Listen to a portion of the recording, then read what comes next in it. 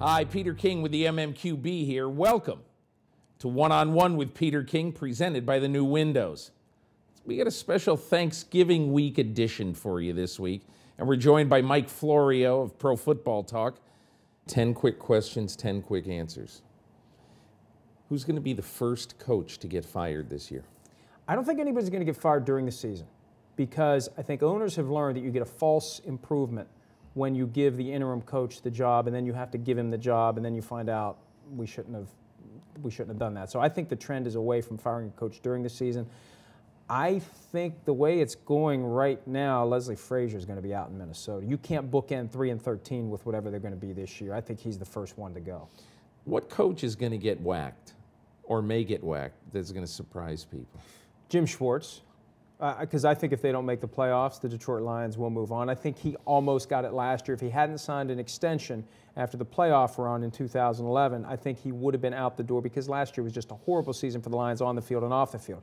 This year, the potential that they have, some of the best players in the NFL, really on each side of the ball, from Ndamukong Suh, Ziggy Ansah, very promising young defensive lineman, Matthew Stafford at quarterback, Calvin Johnson at receiver. And if they don't get to the playoffs, when the rest of the NFC North is kind of imploding, I think Schwartz is going to be out. Does Richie Incognito ever play for the Dolphins again? I think there's a chance, a bigger chance than most realize. I think that with this deal that had him delay his arbitration hearing pending the outcome of the Ted Wells investigation, he got something. And I don't know what, and I'm trying to find out. That's what I'm trying to find out. I think that's from Seinfeld. I thought it was a peace pipe a little bit. But I thought it was a peace pipe. Yeah, but the idea is he's got his eye on something, and it could be playing for the Dolphins, but I think Stephen Ross, the owner of the team, is going to have to be convinced. What team will Jonathan Martin play for in 2013 or 14? Right? Yeah, the Colts are the most obvious candidate, because they've got all those Stanford tentacles and connections. And this is one of those areas where I'd look at it and say, if the Colts aren't at the front of the line, then you'd better be concerned. What will the penalty be in the Incognito Martin story? I'd like to think that the NFL learned a valuable lesson from the Bounty case and considers how prevalent this kind of behavior is elsewhere before determining what to do to the Dolphins. The Paul Tagliabue opinion regarding the overturning of the player suspensions, there was some really strong language in there, subtle but very strong, about how the NFL should go about changing cultures. You don't find one guilty party and whack them. You let everybody know, look, the rules are changing, and if you do this going forward, we're going to give you a little period to get used to this. If you do it going forward, then we're going to whack you. But to just grab the Dolphins and say, we're going to come down hard on you because you had the one guy who stood up against it, I think would be unfair. So I hope that gets taken into account. And the question becomes, will Ted Wells, the independent investigator, choose to try to explore what the culture is with other teams? I think that is a rabbit hole that, for the Bounty case, the NFL just plugged it with cement. I hope that they at least explore, or at least acknowledge, that the rabbit hole's there for this. 12 weeks into the season, who's the MVP? Peyton Manning. Even though they've lost a couple of games, I think the impact Peyton Manning has on that team is going to be hard to overcome. Last year we saw Adrian Peterson go nuts down the stretch. I don't see anybody doing that and taking it from Peyton this year. What team moves to Los Angeles? I have a feeling it's going to be something boring like the Chargers or the Raiders. I think Mark Davis would try to cut a deal and move them to L.A. right now, but the NFL, I believe, based on the stuff we hear... I don't think the NFL wants the Raiders They in don't LA. Want Mark Davis owning the Raiders in L.A. I think they'd take the Raiders owned by someone else.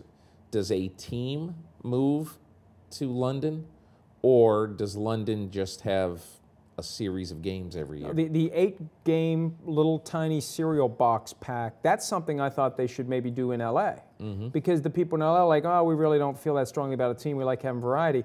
I think that makes more sense in London, because there are so many strategic disadvantages that a team moving to London would have. And then you'd have to reconfigure the rules to balance out the disadvantage and maybe create an advantage, and I just think it's a road the NFL doesn't want to go down. But when you really start thinking through all the things, and even little things like during the week, when it's time to bring in guys for a workout because you're short on defensive backs, you're going to fly 4 guys to London? What are you going to do? How are you going to get a reliable look at these guys? There are a lot of little things. There's a lot of organizational things that are going to be big problems. It's not, and it's going to, you're going to have maybe a a John Elway or Eli Manning power play with the first pick in the draft saying, I'm not going to London, and forcing his way, especially if it's a quarterback, forcing his way to another team. There's all sorts of bad things that can happen. You're going to need to pay a premium to players who play for that team. But you do, I think, have to give the London team a slightly larger cap.